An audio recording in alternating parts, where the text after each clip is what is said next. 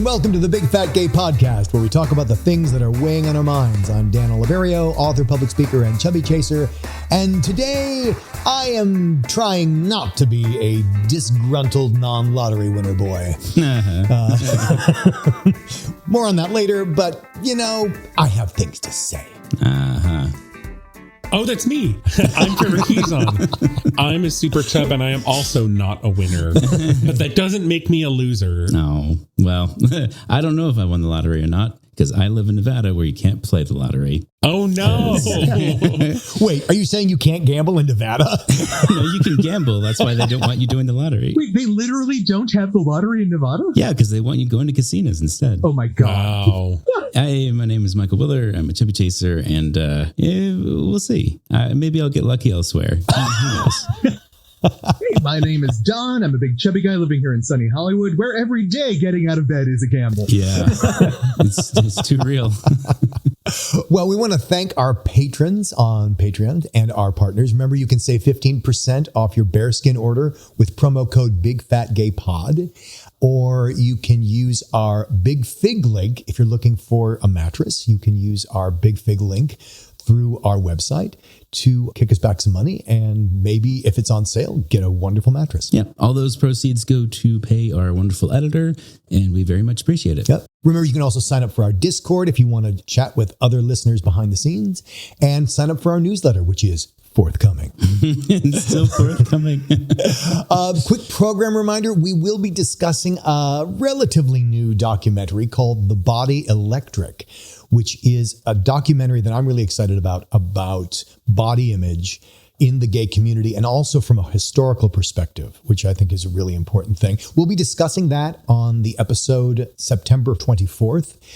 It is available to rent or buy on Amazon Prime for like a couple of bucks. Yeah. And just as a drop in here, you don't necessarily have to have watched the documentary to still enjoy the episode. Like sometimes with, a standard movie that has a plot, it's a little more essential. But for this, I think it's more like nice to have. Like it'll be helpful for the discustion, but not 100% necessary. Right. Because the documentary is going to bring up issues, not plots. Yeah. We will watch it. And that at least will happen. So I think without further ado, we should go into pop culture.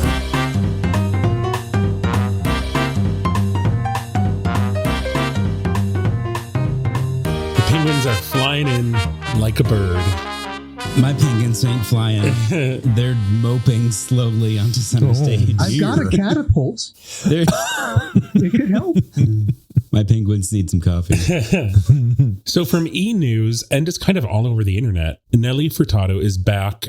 She's been doing a summer tour and getting some icky body shame, but she at Manchester Pride they said clapback. I think just had a fun concert. She's having fun with it. She's giving it no power by making fun of it, which feels a little less like engaging on their level, I think. Yeah. So she wore this oversized t-shirt, which I associate this with boardwalk beach vacations, where it is an oversized shirt that you generally it's designed to throw on over your swimsuit, where it's a sexy woman's body. Yeah. Sometimes a sexy man's body. Yeah. But so this oversized kind of t-shirt dress of basically her body shape from when she was younger, and kind of a similar outfit to she would wear, because it's been 20 years. Yeah. And people are outraged that female celebrities look different. She also has had 3 kids. Yeah, it's just pointing at the same scrutiny that women get from all angles at all times. If you are in the public eye or on the internet, it just happens. And her way of handling it is really just y'all, you can't take this too seriously. Yeah. The photo that I saw related to this was the photo of her in the baggy t-shirt, and she looked fabulous. So I was like, okay, this is not the thing that was getting her called out. So I went and did a search for her just now. And I can't find a photo where she looks bad. She looks amazing in all of these pictures. No, she looks amazing. She looks beautiful and curvy and voluptuous. And I think most straight men would probably prefer this version. Yeah. and not only that, but her costuming is on point. She looks amazing and everything. Yes. So I was seeing all of this and I was oh, this will be interesting to talk about for the podcast. And then on Reddit, someone shared a video of another concert from this summer tour of her in this I don't really know if it's just a pattern or leather, but it's just an amazing dress showing off her curves. Yeah. Yes. And I just seen that. I'm like, this is a great concert video. But then the comments are all what Don is talking about, of guys basically being like, oh my God, like she looks amazing. Mm-hmm. And then like a lot of memes of like kind of like screenshots from cartoons where it looks like someone's face has been sat on. Wait, What? I'm sorry, what? I don't really know how to describe this to it's memes. It's like squashed Squidward face. Oh, I see. I get it. Okay, right. If she were to sit on your face, I Yeah. see. That's Basically guys being like, please sit on my face. Oh, God. I agree with them. She looks amazing. She looks amazing. Like, honestly, like if anyone's fat shaming this and calling it, like, she looks amaze balls. So to take it to like her actual message, Yeah. Yes. because it's not actually about how she looks. Yeah. She started the year by basically just posting a message of like, have a body neutral 2025, everybody. Most importantly, just love with every inch of your heart. Like, you know, I think there's a degree of like growth and awareness around like body neutrality and not trying to do the whole like tape your mouth up into a smile to love your body and body positivity. If you're not feeling it, like you don't have to swing that direction every single day, but just to be good with yourself. And I definitely appreciate that from her. She also talks about like being transparent about not having plastic surgery, but like literally taping her face kind of into a smile for like certain looks that like her makeup artist will use facial tape, or That was interesting. her stylist will use body tape to amplify a certain kind of silhouette with a garment. Great. And just that like these are things she does and like she's not trying to hide it. Yeah. I don't recall mainstream celebrity talking about things like face tape before. That was interesting for me. Yeah. I mean, I think it's just part of that, like this world, like the world of celebrity isn't real. Yeah. And I think she's trying to point at that. Like, this is the barrier to entry. Like, this is what you do if you are on a red carpet or if you're going to a high profile event. But yeah, it requires like smoke and mirrors. I have tape on my face sometimes to make it look a certain way. Like it's a performance basically. And you shouldn't hold yourself to a performance standard every second of every day. You know, just from a historical perspective, this idea of changing the body's shape, changing the body's silhouette, accentuating with different colors. I'm sorry, that's been going on for hundreds and hundreds of years in fashion. There was the bustle, there was the corset, there was the corset for men. That's where it started. There's high-heeled shoes, there's wigs, there's powdered wigs. I mean, this has gone on for centuries. So what we've done in the 20th century, I said, or maybe the 21st, is just made the idea that like, well, you're getting that corrected surgically, aren't you? Right. Whereas that's never been. There were surgeries in times past. There were people, taking out ribs. But the idea that you have to literally invade the body to correct it is a very recent phenomenon. Yeah. Or the widespreadness is. It's also kind of creepy. Just apparently she had to like sue some companies that were like using her image illegally to like sell their beauty products. She was like, this is like another way that my image is sort of being taken. And like it's like belongs to other people, or like that's how they're behaving about it. To be fair, this is happening to non-celebrities as well. I think Trevor and I probably know 6 people between us who've had their pictures stolen for a before or after thing. Yeah. Right. I think it does carry different weight when it's an endorsement. Yeah. Yeah, that's true. Like that's different. That's actually using somebody to sell a thing. Yeah. But yeah, it is endemic. It's how the internet works. You can take anything that's on there. Yeah. So frequently I have like a bird stuck in my head. And with that said, that is called the Eagle. Fat Watch 2025. 25. So this is taking us once again into the space of airline travel, as a lot of people, disabled people, fat people, anyone who made use of Southwest's old policies for selling seats to people. A lot of people are now wondering, like, well, what do we do? Like, what's the replacement? What's the next best option? Like, is Southwest selling the second seat to you? Almost always, like that's their change, right? It used to be you get a free second seat no matter what. Now it's a free second seat only if there was already another available seat, which is almost never going to happen. That kicks in January 27th. So we have the rest of this year to figure out what the next best solution is, which takes us to an article called Cruising Altitude, written by Zach Quichter in USA Today. And it's obviously about airline travel. And in this case, which major US airline is best for plus size travelers right now. And like, he goes through the options, but I just want to say, like, the way that he starts this article, he comes out with a bang, and it He does. awesome. Yeah. Like his picture's on there. He's not fat. But, he's going into like, here's the problem, right? He's like establishing the problem for anyone reading so that he can then provide solutions. And he dives immediately into, after establishing like, plus size passengers used to be able to get 2 seats. Now they can't, or not the same way. He says, before you clog my inbox with comments about how you disagree with even Southwest's more restrictive policy, I just want to say, I don't want to hear it. Being fat is not a moral failing for which people should be punished. While airlines are undeniably cramming us all in, regardless of our waist size, for passengers who truly don't fit in a standard economy seat, policies like Southwest's help not only them, but their fellow travelers be safer and more comfortable on board. And that's a good thing. Period. Yeah. Tigress gets quoted in the article. She says the very specific thing that I'm always screaming at them. I don't need to buy a whole new seat. I just need 1 more inch. 1 more inch might save. Like, I don't need to pay twice what everyone else is paying on your flight for a room I don't need. And here's another question I have. If 2 fat people are on that flight and there's only 1 free seat, does one of them get the free seat? Yeah, that is my question too. Or does it order of check-in Well, it's clearly designed for it to never happen. If there's 6 fat people and there's 2 free seats, exactly. Do 4 of them have to pay full price and for 2 seats? It's never going to happen. It's only going to happen if you are on a red-eye flight where half the flight is free. That's the only case where you're actually going to get that second free seat. I can't remember the last time I've been on a flight where it wasn't sold out and they were trying to get somebody to give up their seat. Yeah. So they also interviewed Jeff Jenkins, who is the author of Chubby Diaries, which is a travel thing. He had his National Geographic show we talked about a couple years ago. Exactly. And I agree with him. And he says, yes, it's terrible what Southwest did. And they are still the best deal going for fat people because everybody else guarantees you will pay twice as much. At least Southwest gives you a lottery that you might not. But the thing that I definitely walked away from after reading this article was that the trend is towards a fat person having to pay twice as much to travel. And it sent me back to thinking about Spirit Airlines, where they were auctioning off those large size seats at the front of the airplane. Oh, fuckers, yeah. Where I was pissed off at that concept, but I would rather pay an upgrade of $60 for a seat than have to double my ticket price to travel. Yeah. So Alaska Airlines also has the same policy, which isn't mentioned in his article. And I'm curious if that was an oversight. It might be more restrictive in that they require, if you have a round trip ticket, they require that an open seat be available on both flights to get both. Naturally. Like I think they lump the whole travel together.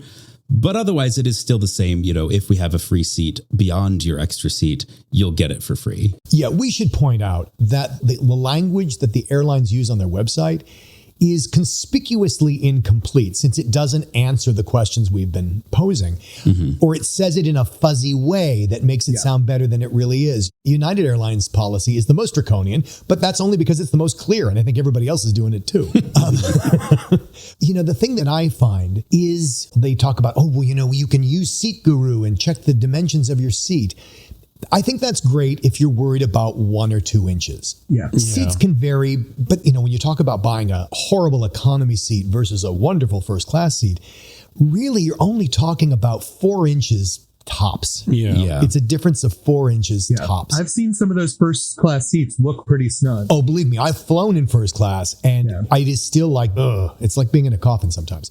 You have tons of counter space. You can make sourdough bread in first class, but you actually cannot sit comfortably. It's so stupid. Yeah. It's ridiculous. So I think the thing that needs to happen is there needs to be some sort of petting zoo. And airlines have taken out all their in-town ticket counters. Like it used to be, you could go to a downtown business district and there would be an American Airlines ticket agency, like it would be run by American Airlines.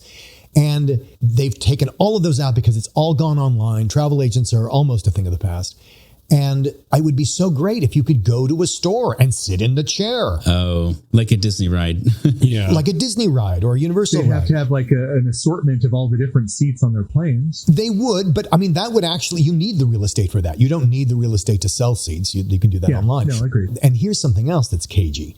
So I looked into this. We're looking at going to New York. Trevor is very mad at Southwest Airlines, so he doesn't want to use it. I don't know. I think it is. I think I have a right to be. You do. I'm not mad. I'm disgusted with how much they have dissolved all of the policies that made them unique and made me want to choose them. Yeah. And it is not just like, oh, I'm mad, I'm a fat mad person. Like, I want them to feel the cost of that. 100% agree. So but in doing that, you commit to certain things, like you're never getting the money back and you will pay these baggage fees, which you could say is true of other airlines. But anyway, here's my point. Southwest is the only place where you can book your extra seat online. No, you can do it with JetBlue. All right, JetBlue. But in the major carriers, you must call them. And I can tell you from personal experience, they're like, you want to do what? I don't know. How can you do that? They are very bumbly about how to do this. And I'm not entirely sure that, did you do it right? I asked this question. I said, what is the highest class of service I can buy in which the armrest goes up? The customer service agent disappeared for about 3 minutes and said, I'm going to call someone. I'm going to call someone to answer that question. I said, great. So she called someone to answer that question. And the answer came back was, all American Airlines aircraft have a seat, an armrest that goes up. Liar. I'm like, that is patently false. That is patently false. That's not true. We all know that's not true. And I gave her like 2 examples and she's like, okay, yeah, you're right. Let me call someone else. Yeah. But like, this should not be a hard question to answer. Yeah. It's so basic. When everybody agree, like I'm curious if other airlines were pressuring Southwest to bring their policy down in line with theirs, because if they all agree to do the same thing, then none of us we don't get any power in the marketplace. No, this is all a consequence of Southwest going to assigned seating. When you go to assigned seating, you can't just move people around or count on people to shuffle themselves. When you assign seating, then it becomes very important.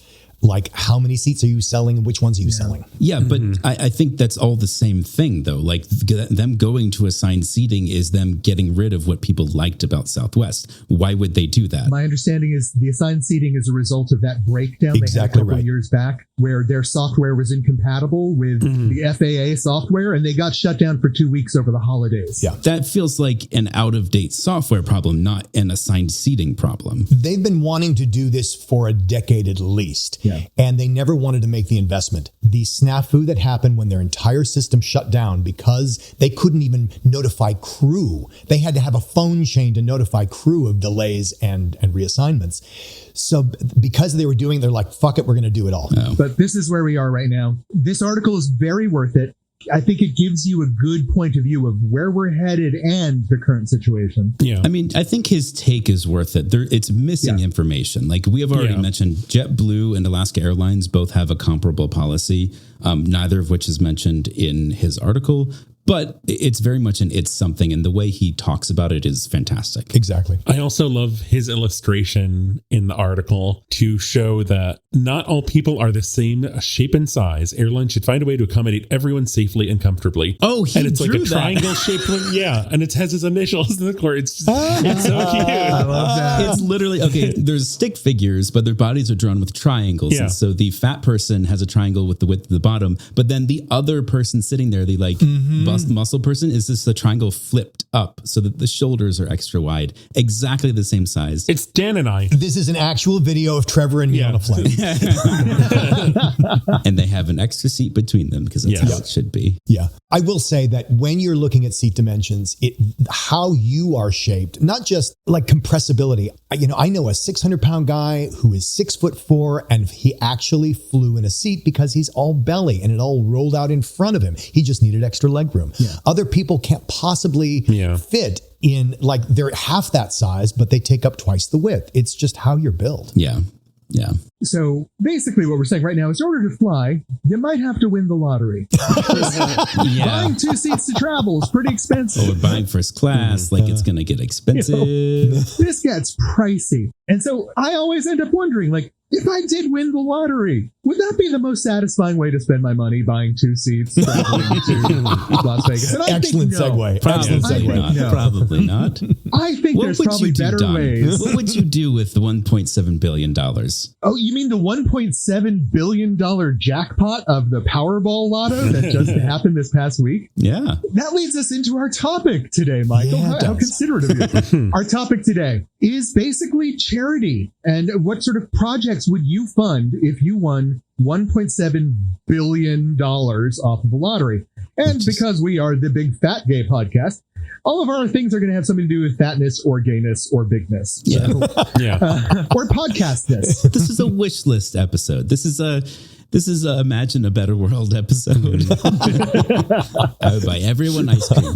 So with $1.8 billion, what would you guys do to make the world a better place for everyone? I'll go first, I suppose. It feels like a little bit of a cop-out because I have talked about this before, but the first thing I would want to do is to freely produce the movie that Trevor and I are working on, which I pitched like a year ago, a year and a half ago, I think. It was a bit where it was essentially the same thing. Like, what fat movie would you make? And I had an idea that it has persisted well enough that we've been working on it ever since. And like, I know movies don't cost that much, and they certainly don't need to cost as much as, the $400 million that Marvel spends on all of their movies. But if you had $400 million, and like, that's the thing. That's the trouble with independent film, is that oftentimes, like, people always talk about, oh, we're so sick of remake, we're so sick of requels, we're so sick of unoriginal content. But that stuff exists. It's just hard to find. And so, not just making the movie, but promoting the movie, putting it out in front of people, showing them that it exists, like, that is maybe more important than just making it, which is more accessible than ever. Yeah. I think we should point out to our non-Hollywood listeners that the marketing budget for a movie can be 2 to 3 times the production budget for the movie. Yeah, for sure. It's insanely expensive. And I believe that is partially in order to write off the cost of making the movie. Isn't that how that works? Yeah, there's tax loophole. Anyway, the point is that I would love to make a movie about a gay, fat, coming of age character set in the 90s with UFOs and phone psychics and all kinds of just delightful high school shenanigans and dealing with real world issues, including fatness and gayness. And it has all of the heart of the kind of a movie that I would have died to be able to watch when I was a kid. And to be able to not only make it, but promote it and get it in front of people. That would be a dream. That would be a dream come true. It's like E.T., but fat. He's on a hefty bike. Well, I'm going to dovetail with Michael's real quick, because one of mine is basically a movie adjacent. I agree with Michael that the entertainment space is a big way to, I hate the word social engineering, but to try and lead the way towards change on bigger topics. So one of the things that I would like to do is actually fund the Chubbies. The awards. And actually make it a more formal award show. Expand it so it's not just specifically for fat representation, but basically expand it into a representation of unheard voices in entertainment spaces and that sort of thing. So, like, if you have a consistent minority group that's unrepresented, you make it a regular category that appears every year. So you get the Chubbies. But also, like, for the first time, we started seeing Native American stuff appearing in the entertainment space in America. There's no Native American award show, but we could make a space for that in sort of this engineering space. Or worse, there is, but nobody knows. Yeah, exactly. Like, there are the GLAAD awards, but they don't get any coverage. But if, like, we fold a lot of those things into a representation organization, that's interesting. I think that would be really useful. I like that. Yeah. So you take the GLAAD award winners and the Pacific Islander, Asian Pacific Islander people, and like you feature the top awards. Yeah. In the same way that, there's so many Oscars that don't get televised. They don't. Yeah. There's the best editor doesn't come on stage. Exactly. The best gay movie or the best fat movie may make it to the Academy Awards, but it'll be the sole representation of that minority group in that year. So let's highlight them a little bit more. It's very narrow and specific, but I think it would be a good thing to do. Yeah. I kind of want to play off that and into mine. I think another way to work that, Don, because I'm always thinking finances and how do you fund shit, is if you created a grant program for those individual organizations to use for their own marketing. So they could blow their own horn and you're giving them the money to do that. Yeah, that's a great idea. So, which leads me into mine, which is, I thought long and hard about this, and there's where it started was airlines, like our story about airlines and how can you make travel more accessible for fat and very fat people? And then I thought, well, God, that's really hard. Again, I'm thinking of the finances because it's a big pot of money. Even if it is a big pot of money, is not a magic wand.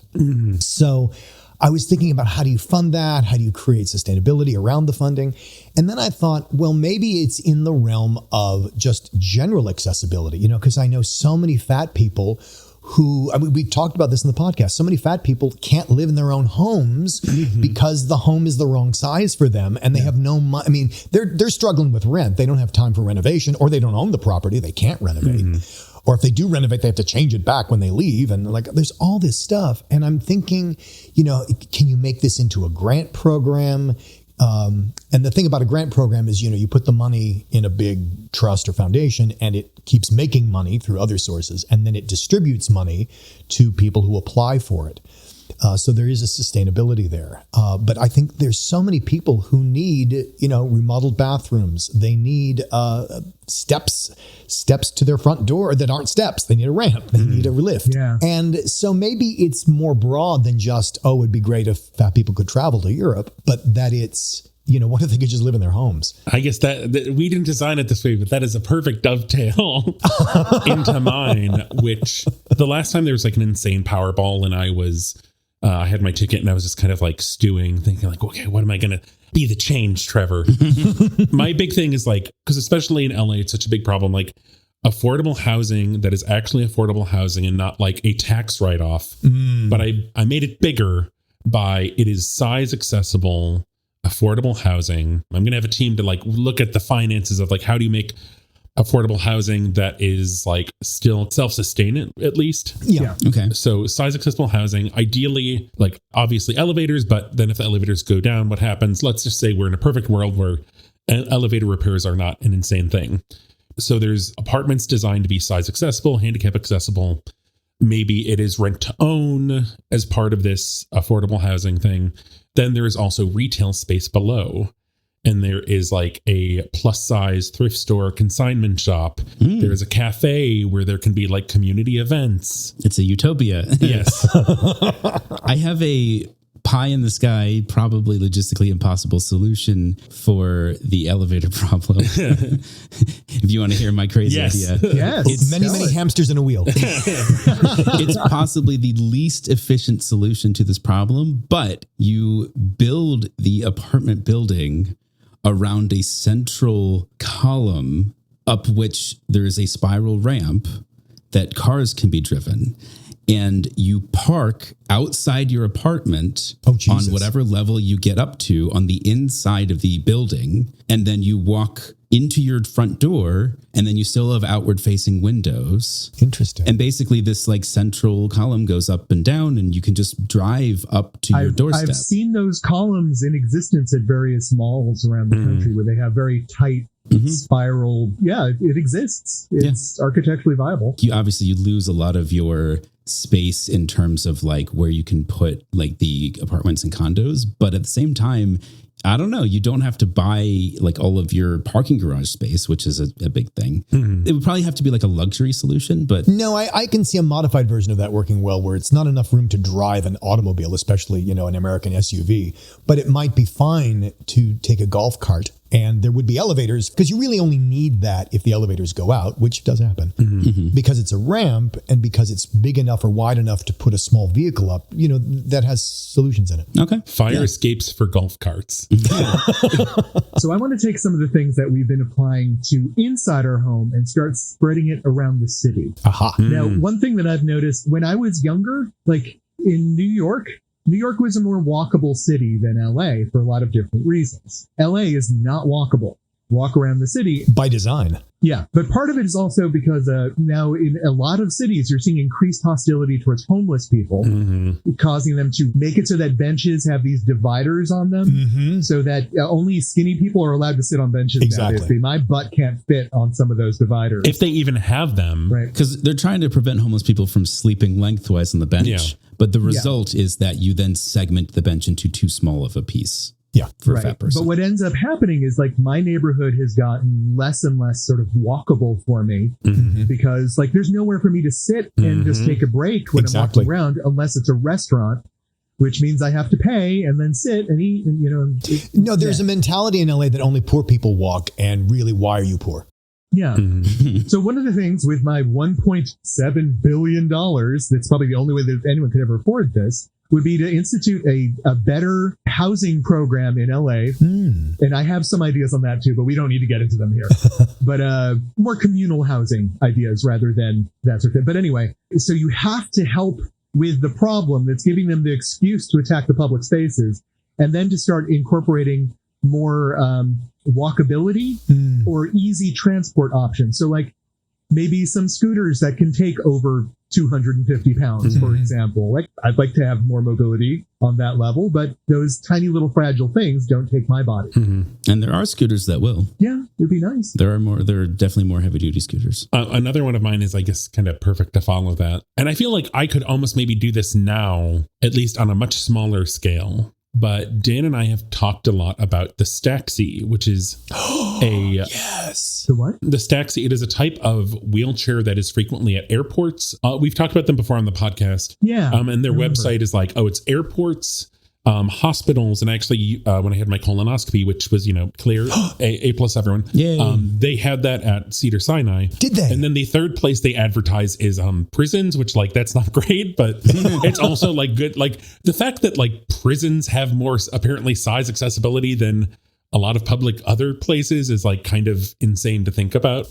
But I would want to get Staxis into museums, into parks, into other places that frequently will have we have a wheelchair that you can borrow. So Staxi is a particular brand. Yes. They're stackable. It's based on the word taxi, but basically they are a mobility device that is so much better than a wheelchair. It doesn't have the big side wheels, so you're not confined to width. It does have armrests, big armrests that can go up and down. It has a shelf underneath, which is so convenient when I'm pushing Trevor through an airport and I can just put his backpack under there. Whereas a wheelchair, again, there's no luggage space in a wheelchair. So it's amazing. It's an amazing device. And it has the wheels that will just fly. I can get some speed on a Staxi. And they also kind of collapse better for storage. I have an idea. This is our first full diversion, I think. I don't have a segue into this, but I guess my brain always goes to the arts. I would want to go out, put an open call to video game developers, independent video game developers with fat positive characters and storylines. Oh, I love this. And fund the independent game development and advertising of the game. So there's an indie studio. They made a much anticipated sequel called Silksong, which just came out. Oh, yeah. Oh, my God. And it crashed every digital storefront that it was being sold on because it was so popular. And this is a tiny game studio. I think it's just 3 developers. Wow. And they sold it for $20 instead of the $70, $80, $90 that other AAA games. I mean, it's not a AAA game, but people would pick it up on a lark. Yeah. And it's a great game too. It just embodies the spirit of AAA studios are establishing all kinds of horrible trends in the game industry and fuck them, and voting with your wallet. And that's what I want to do. I want to vote with my massive wallet of $1.7 billion by supporting indie developers. Michael, it might make you happy to know the past few years, we've seen a huge swing away from AAA developers towards indie developers. Yeah, that's what every time something like Baldur's Gate 3 or Kingdom Come Deliverance 2 comes out, those games that are defying the odds, it's a really good thing. I just want to see them, if not succeed every time, have a chance to succeed. One last thing I wanted to throw out there is just a simple grant program for businesses to add in features to make themselves more accessible. Oh, I love that. Businesses that could add ramps, widen doorways, chairs, whatever's necessary. Chairs. Buy chairs without arms. What a concept. We need the big fat gay nonprofit. But very often, these smaller businesses, they can't be blamed if they literally don't have the money to do it. Oh, yeah. They can barely make payroll. Yeah. And there's no government assistance to make that accessible. So maybe a private foundation could do that. In fact, there's a government fine because if you upgrade in many places, like in California, if you upgrade, you then have to bring everything up to code, which can then make it prohibitive. I just had a last little one that I feel is covered, but just a fat art fund, fine arts. Because there's so many artists like Bats Langley, but then there's other artists. Bats Langley, friend of the show? Yeah. But there's other artists who I feel it's such a passion for them, but it's something they do on the side. So virtual like residency program for fat artists to be able to like give them money so they can really dedicate time to their passion and their craft. But I mean, maybe if we have this size accessible, affordable housing, it won't be virtual. For some reason, I imagine the size accessible housing starting in Chicago. So I feel like that's your biggest market. Literally. I want to hear from people about what they would do, because I feel like people will get excited about this. Yeah. I'm sure people have things that haunt them at night. Do we have a tip for the week? We do. So it is a Bigger City's 26th anniversary. Last year was the 25th with Bigger Bash, but they are keeping the celebration going this year. You can save 26% off a Bigger City premium plan through September 13th. You can purchase on the Bigger City website or the Apple App Store. And if you have an Android, purchasing on the website or Apple Store will carry through to your Android or other devices. And it's just a few days after this episode goes live. So if that's of interest to you, you better jump on it, because it's not going to last forever. Yeah. How about a bit for today? Today, since we're talking about winning $1.7 billion and using it for good, I thought we would talk today about some charities. Okay. To start us off, I'm going to ask you a question. I'm looking for an answer. I'm going to ask the question, then I'm going to give you little hints to what the answer might be. All right. What is considered to be the world's largest charitable organization? Hint 1. It is a massive international organization that you have heard of. Buzz? Michael? Red Cross? No. Okay. Second hint. It is most active in Latin America, Buzz. smaller European countries, and less active in Asia and Northern Europe. Dan? The Catholic Church. That is correct. So the Catholic Church is considered the largest charity in the world due to its vast network of hospitals, schools, and social care programs. Yeah, those two. So regardless of what you think about the Catholic Church, they are actually doing some good work in the world. Yeah. To make up for all of the other shit they do. To make up for some of the burnings and molestations and all that stuff. Okay. I mean, because one genocide, one hospital works out. Yeah. So while there are thousands and thousands of worthy charities that do very good work, there are always going to be a few bad apples. There's an organization called Charity Watch that tracks the work of charities around the world and flags organizations that are scamming their contributors and using usually less than 40% of the money they take in, though some of the organizations on the list have used less than 10% of what they raise to benefit their clients, including some of the people on this list. Which of the following charities is not on the Charity Watch Bad Apples list? 1. The Black Lives Matter Global Network Foundation. 2. Children's Cancer Research Fund. Oh my God. 3. Cars for Kids. Or 4. The Trump Foundation. Oh, the Trump Foundation. Sorry. Not on the list. I know. Okay. All right, you got one for the Trump Foundation.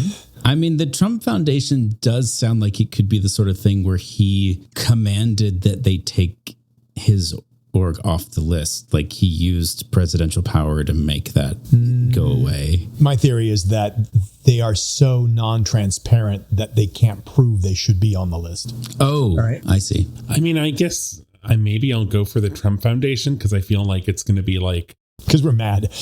well, and because I feel like it's just like, of course it would be that. It is the worst possible answer. Yeah, exactly. Okay. Exactly. In fact, the correct answer is the Trump Foundation. The of course it fucking is. The Trump Foundation no longer exists because it was shut down. Oh, there's that. About 5 or 6 years ago because of the massive grifting involved and the skimming. Yeah, that's true. Okay, so that's something. They got caught, and that's why it's not there. That's better. Exactly. They were incorporated in New York State, and New York State dissolved their charitable status. Okay, but where's the $15 to get Trump into heaven? What organization is that going to? While that can be depressing, the fact is there's a lot of really good work being done in the world by these charitable groups, and some of them are very good at bringing in huge sums of money for very worthy foundations. However, somewhere in history is the largest charitable donation given by an individual to a charitable group ever. What is the largest single act of giving by an individual? 1. Joan Kroc, wife of the McDonald's founder, to the Salvation Army. 2. Michael Bloomberg to Johns Hopkins. 3. Nike founder Phil and Penny Knight to the OHSU. Or 4. Donald Trump to the Trump Foundation? I think I want to go with Joan Kroc. Yeah, that was my first thought too. I want to believe that's right. I think Trump did give to the Trump Foundation to get around his taxes, but I don't think it was the largest of those. I mean, he's going to take the money back anyway. So Yeah. Right. All three of you are going for Joan Kroc, wife of the McDonald's founder. yeah. She gave an incredibly generous donation of $1.5 million to the Salvation Oh, Army. that's nothing. Okay. Oh, yeah. Very worthy. Yeah. However, she was passed by Michael Bloomberg's Yeah. $1.8 million donation to Johns Hopkins and blown out of the water by Phil and Penny Knight's $2 billion There we go. donation Okay. to the OHSU. See, I forgot how much Nike shoes cost. Jesus. The amount of money that Donald Trump gave to the Trump Foundation is extremely debatable. Some of the accounts say maybe about $500,000. Yeah. Various other people donated money that he then grifted. Yeah. The main reason for it existing was a place to put the profits for Trump's Art of the Deal book publishing that he then pretended was charitable, even though he was just spending the money himself. Right. Last but not least, what living individual has donated the most money to charity? 1, Bill and Melinda Gates. 2, Warren Buffett. 3, Donald J. Trump. Or 4, Michael Bloomberg. I think it's Bill and Melinda Gates. Yeah. When you said it, I thought of them. All of these people, depending who you talk to, are legendary for their charitable works. Well, certainly Donald Trump. Yeah.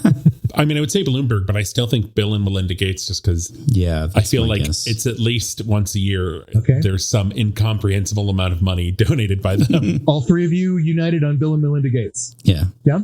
In rising order, the least of the donators on this list is Donald J. Trump. Oh, I'm Amount shocked. contested, Yeah. conceivably in the negatives, since he actually robbed charities. All right.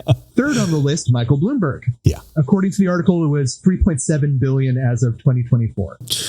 In the second place is Bill and Melinda Gates at Oh. $15 billion. as of Warren goddamn 2022. Buffett. 15 billion. Warren Buffett, Yeah. this is as of 2006, had donated $30.7 billion to charities worldwide. Also famous as the man who says, I am not taxed enough. People like me should be taxed more, he says. Oh, God. Yeah. Trevor, if our listener has some amazing charitable groups that we should be donating our $1.7 billion to, where could they go to tell us about it? Well, we're on Instagram and Blue Sky as at Big Fat Gay Pod. Leave us 5 stars or a review on Facebook or your preferred podcast platform. Support us on Patreon at patreon.com/bigfatgaypod.